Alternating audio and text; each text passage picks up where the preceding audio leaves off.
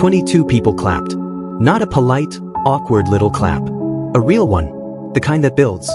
One person starts and then another joins and then another, and before you know it the whole office is standing there applauding while you pack your things into a cardboard box.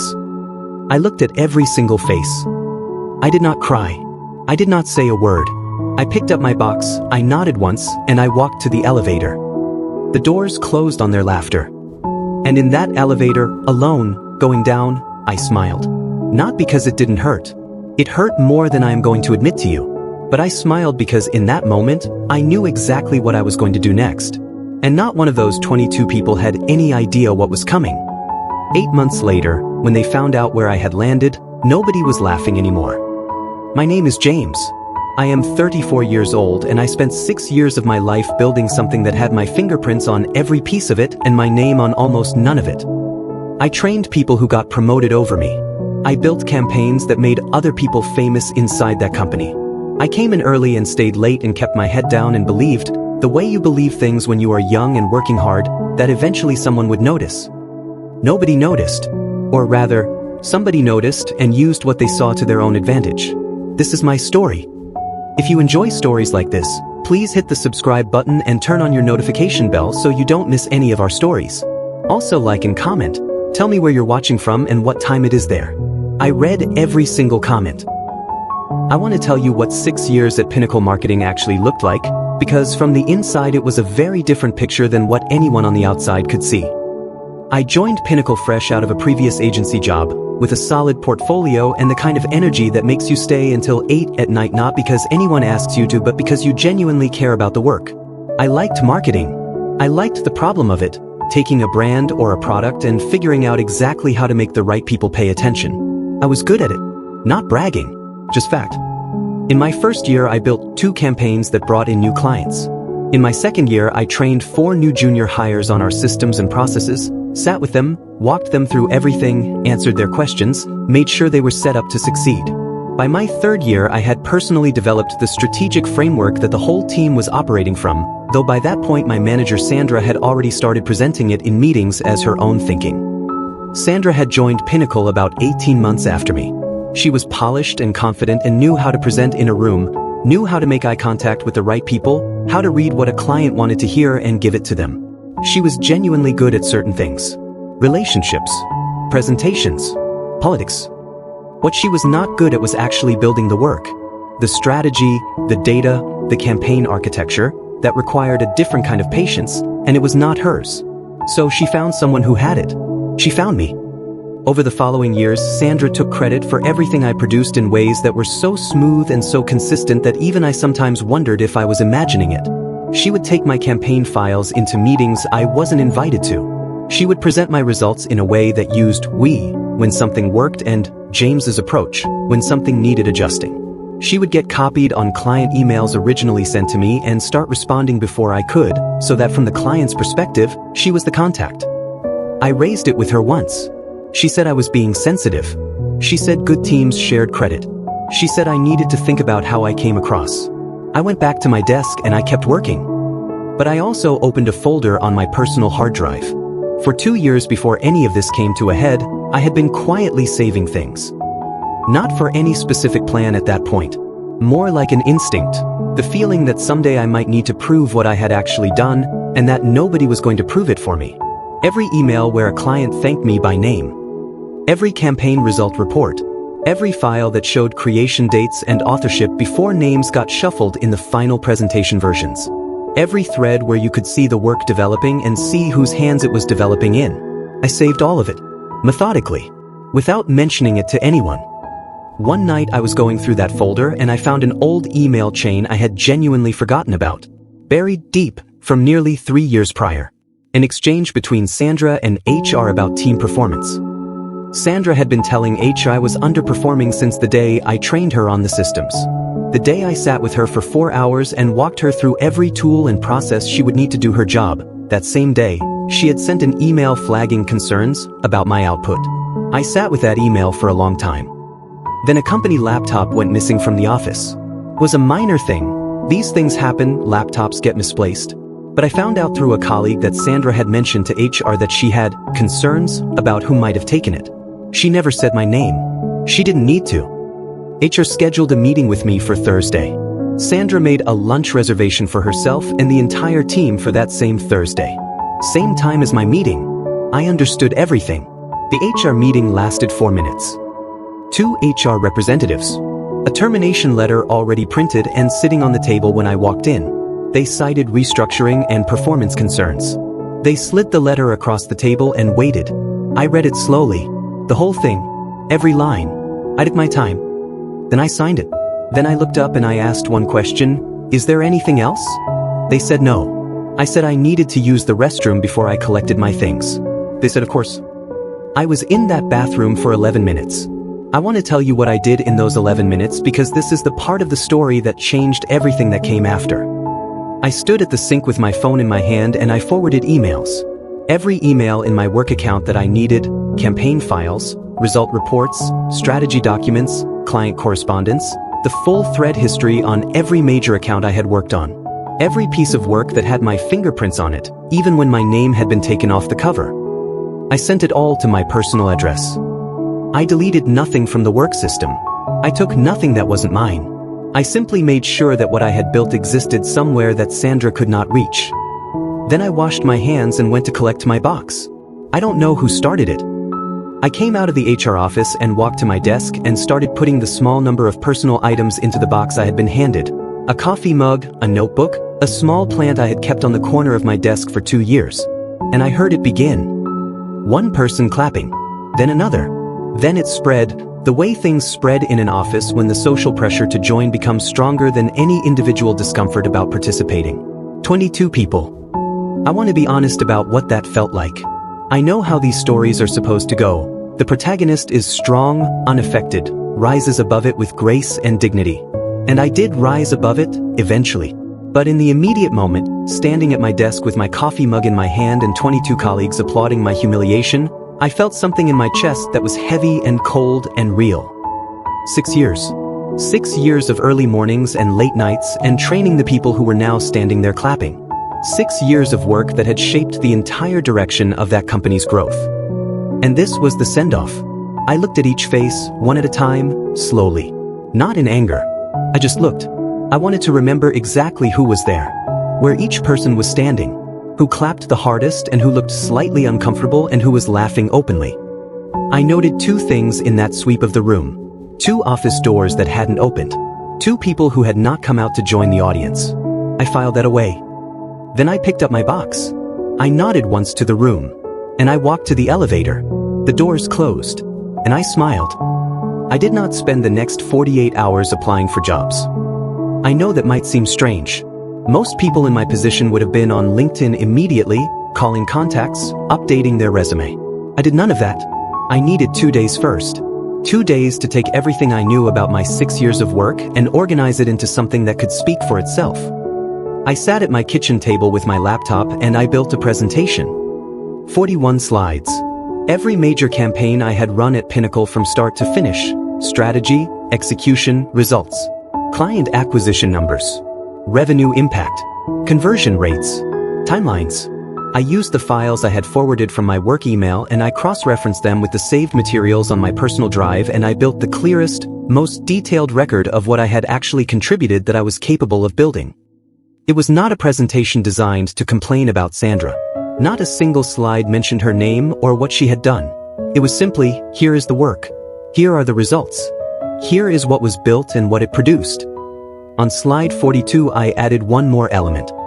A list of every client Pinnacle had won during my time there that I had personally been responsible for. The accounts I had researched, pitched, developed, or managed from the ground up. There were 19 names on that list. The biggest one was at the top. Hartwell Group. A firm with $40 million in annual contract value. One of the most significant accounts in Pinnacle's entire portfolio. I had identified them as a target 2.5 years before I was fired, had researched their brand challenges, had built the pitch deck, had presented in the room, had won the account.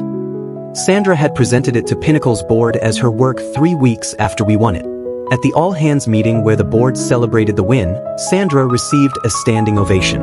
I sat in the 3rd row and clapped with everyone else. Now I pulled up the Hartwell Group website and I looked for a name I remembered from a company dinner 4 years ago. A tall man with easy confidence who had shaken my hand at the end of the evening and said the presentation was the clearest thing he had seen in years, and pressed his business card into my hand before we went our separate ways. I had kept the card. I keep everything. I wrote one email. 3 paragraphs. I spent about 2 hours on those 3 paragraphs, not because I didn't know what to say, but because every word needed to be exactly right. Professional. No mention of Pinnacle. No bitterness. Just who I was, what I had done, what I could offer, and a single line at the end. I am now available and I would welcome the chance to continue the work we started together. I sent it at 7 in the morning on a Wednesday. By 11, my phone was ringing. Not a reply email. A phone call. His assistant asking if I was available to meet. By 11:15 I had confirmed a lunch for the following Tuesday. I put the phone down and sat quietly for a moment in my kitchen. Outside the window the day was going about its business, completely unaware that something had just shifted. I wore my best suit to that lunch. I ordered water because the restaurant was the kind of place where I did not want to think about what I was spending before I had an income again. The CEO, his name was Daniel Hartwell, and he was exactly as I remembered him, ordered for both of us without looking at the menu, which told me he came here regularly and that this was a working lunch, not an evaluation. We talked for about 20 minutes. I walked him through the presentation on my laptop, the campaigns, the results, the framework I had built. He asked sharp questions. I gave him sharp answers. There was a point about 15 minutes in where I could feel the energy in the conversation change. The shift from, let me see what this person has, to, I want this person. He took a pen from his jacket pocket. He wrote a number on a napkin. He pushed it across the table toward me. It was 3 times my Pinnacle salary. I picked up the napkin. I looked at the number. I folded it and put it in my pocket and I said, thank you. Give me until tomorrow morning. He nodded like he respected that answer. I went home. I sat with it. And then I did something that I am still proud of, something that almost nobody in my position would have had the nerve to do. I called him the next morning and I said, I want to discuss the structure of the role. I'm not asking for a higher salary. I'm asking for equity. A stake in the marketing division I'd be building for you. There was a pause. Then Daniel Hartwell laughed. Not a dismissive laugh. A surprised one. The laugh of a man who has been doing business for 20 years and just heard something he genuinely did not expect. Then he went quiet for a long moment. Then he said, nobody has ever asked me that before. Then he said yes. I started quietly. No announcement. No LinkedIn post. No press release. I went in on my first Monday morning and I got to work. Within 30 days I had mapped Hartwell's entire marketing operation, identified every inefficiency, restructured the team, rebuilt their campaign strategy from the ground up, and launched the first phase of a new client engagement approach that was already showing early results. Daniel forwarded an internal email to the board. It said, this is what we have been missing. One of the board members read that email and recognized something. Her name was Catherine Wells, a sharp, methodical woman in her 60s who had been a silent investor in Pinnacle for 4 years and had sat through enough Pinnacle board presentations to know their strategic fingerprints. She pulled up an old Pinnacle presentation on her laptop. She put it side by side with the strategy James had built for Hartwell. Same underlying architecture, same analytical approach, same strategic logic at the foundation. Built by the same mind. She picked up the phone. Not to call Pinnacle, to call her attorney.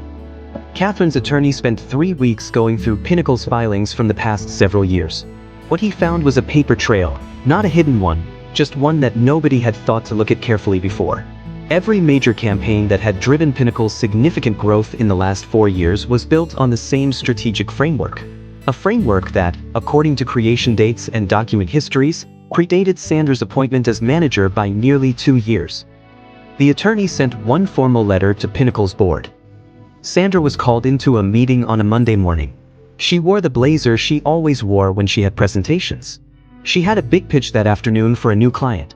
She had her slides ready. She walked in confident. By 10 in the morning she was sitting in an HR office she had sat across from in a very different capacity not long ago. By noon her laptop had been collected and she was packing a box.